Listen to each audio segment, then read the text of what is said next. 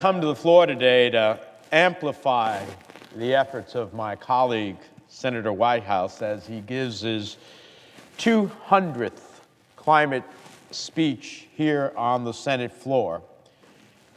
He really has become a modern-day Paul Revere on one of the most critical issues of our time that very well dictates the future of our planet and our way of life as we know it. And I believe that history will record that Senator Whitehouse riveted the attention of the Senate, or attempted certainly to do so, and the nation on the real threat that is climate change. Climate change may be an inconvenient truth to some, but it is a threat to New Jersey, to the United States, and to the security and stability of our world. It is a challenge we cannot afford to ignore. And I agree with my distinguished colleague from Rhode Island. It's well past time for this Congress to wake up and demand climate action from this administration. We often hear Trump administration officials and even some of our colleagues here in Congress suggest that, quote, we don't know enough about climate change to take action, when the truth is we know too much not to take action. We know about the greenhouse effect and how gases like carbon dioxide trap heat in our atmosphere. We know that since 2010, we've experienced the 5 warmest years on record, and that momentary cold snaps in our weather do not detract from the indisputable reality that around the world, temperatures are steadily rising. We know that 97% of scientists agree man-made climate change is real, and that the burning of fossil fuels and other human activities have led to unprecedented levels of carbon dioxide in our atmosphere and in our oceans. We know that experts at NOAA have concluded that since the Industrial Revolution, our oceans have become 30% more acidic, the greatest increase in 300 million years. And likewise, we know that the Arctic is warming at twice the rate of the rest of the world, and that as ice caps melt, our sea levels rise, endangering the coastal communities that drive so much of America's economy. In New Jersey, we know the threat posed by climate change, and we know that threat is real. My constituents bore the brunt of Superstorm Sandy when it devastated the Jersey Shore. We know that rising sea levels and the powerful storms that accompany them jeopardize our coastal communities. From tourism to commercial fishing to coastal property values totaling nearly $800 billion, millions of families across New Jersey depend upon a healthy coast and a safe climate. And while I may be partial to the Jersey Shore, the reality is that nearly 40% of the American people live along a coast.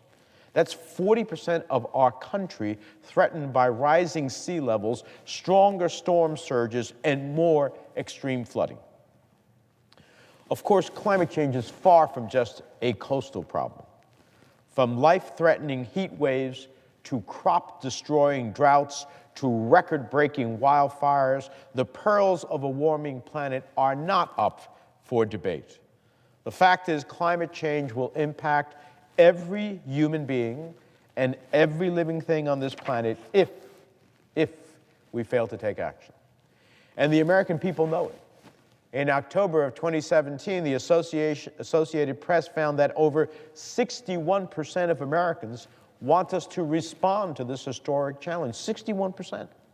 Even President Trump's Department of Defense gets it. Earlier this year, the Pentagon reported that about 50% of all Department of Defense sites already face risks from climate change and extreme weather events. And as the ranking member of the Senate Foreign Relations Committee, I'm particularly concerned that we have done little to address climate change's role as a threat multiplier. Whether it's disruptions to the food supply or forced migration from sea level rise, or destruction wreaked by more powerful storms, climate change will likely exacerbate conflict and humanitarian crises around the world. President Trump's willful ignorance of these threats risks leaving the United States unprepared for the 21st century. And there's no question that this willful ignorance is born out of this administration's cozy relationship with the fossil fuel industry. From the Department of Energy to the Environmental Protection Agency to the Department of the Interior, President Trump has stacked his cabinet with individuals who seem more concerned about big oil profits than the safety of our people and the future of our planet.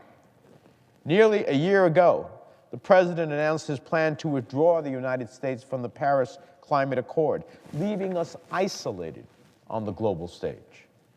Now is not the time to hand our precious waters and protected public lands over to special interests. Now is the time for Congress to incentivize the investments that will modernize our energy infrastructure, create new high-paying jobs, and grow our clean energy economy. That's why I introduced the Coast Anti-Drilling Act to permanently ban offshore drilling in the Atlantic and protect the coastal communities so vital to New Jersey and other states. That's why I've introduced legislation with 22 of my colleagues to level the playing field and eliminate taxpayer-funded subsidies for the 5 biggest oil companies. That's why I've worked on the Senate Finance Committee to extend incentives for wind and solar and other clean energy technologies.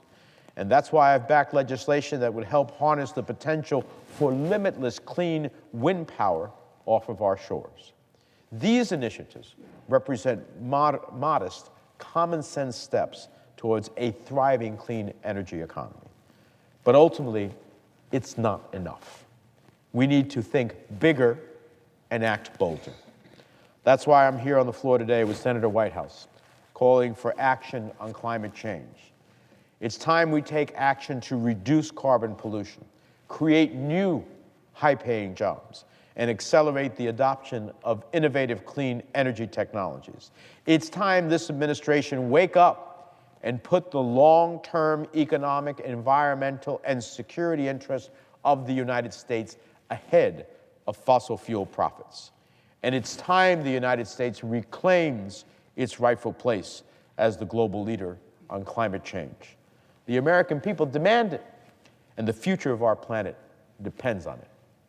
And that future, to a large degree, is going to be hopefully achieved because of individuals willing to stand up for a cause, being principled about it, and willing to fight for it, and to continue like a laser beam on focusing the attention of the Senate, the Congress, and the American people. Senator Whitehouse is that person, and I salute him as he gives his 200th speech today. With that, the floor.